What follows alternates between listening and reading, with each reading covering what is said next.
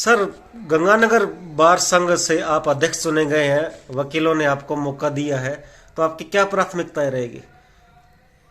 सर्वप्रथम मैं सभी अपने सम्मानीय गुरुजनों का, अपने साथियों का और युवा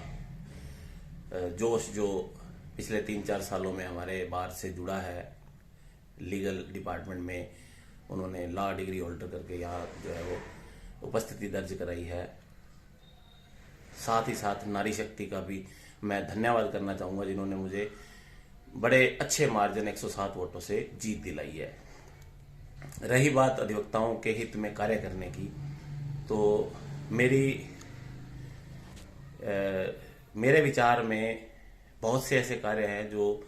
गुरुजनों के सम्मान के लिए और युवा अधिवक्ताओं के उज्जवल भविष्य के लिए किए जाने जरूरी हैं। मैं अभी उन सभी पॉइंट्स पर तो ज़्यादा राय नहीं दूंगा, क्योंकि कुछ चीज़ें ऐसी हैं जो कार्यभार ग्रहण करने के बाद ही जाहिर की जानी चाहिए। लेकिन मेरी प्राथमिकताओं में युवा अधिवक्ताओं के बैठने की व्यवस्था को मैं सर्वप्रथम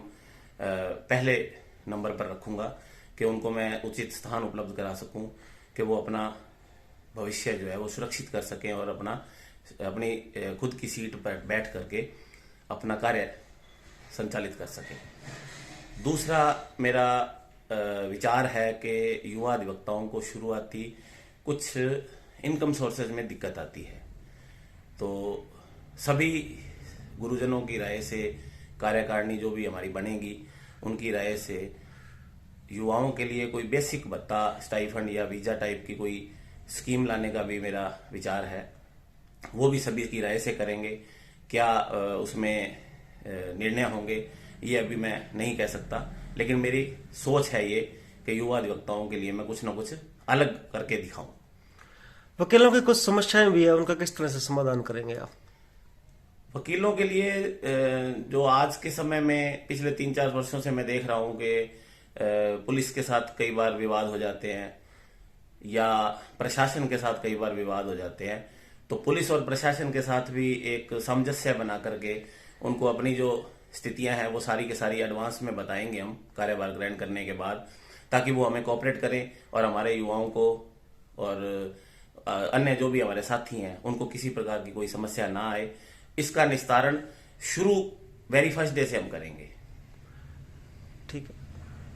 सर, एक नई कोर्ट बिल्डिंग बनने का भी प्रावधान है, कब तक बन जाएगी ये, कब तक इसका काम पूरा हो जाएगा और किस तरह से आप इसको अपनी प्राथमिकता में रखेंगे? नई कोर्ट बिल्डिंग का निर्माण जो है वो वर्तमान में शुरू हो चुका है, उसकी नींव डल रही है अभी, और पदभार ग्रहण करने के उपरांत मैं अपनी टीम के साथ वहां मौके पर जाऊंगा और सारी स्थितियों को ध्यान से उसको देखेंगे, अवलोकन करेंगे। जितनी जल्दी उसका निर्माण कार्य हो सके और अच्छी जो सामान उसमें लगे, किसी तरह का कोई हल्का सामान या कोई कंक्रीट सीमेंट वगैरह जो है वो इस तरह से कम ना लगे जिससे कल को कोर्ट बिल्डिंग में नुकसान हो सके, किसी तरह का कोई हादसा हो जाए, तो वो भी उसके बारे में भी हम देखेंगे। उसके बारे में भी कोई कमेटी बनाएंगे, डिस्ट्रिक्ट जज साहब के साथ मिलकर के उस पर आगे बढ़ेंगे। जितनी जल्दी उसका निर्माण कार्य शुरू चल रहा है, तीव्र गति से चल जाए, वो प्रयास किया जाएगा। इसके साथ साथ मिनी सचिवालय का प्रोजेक्ट भी जो है वो काफी लंबे समय से पेंडिंग है,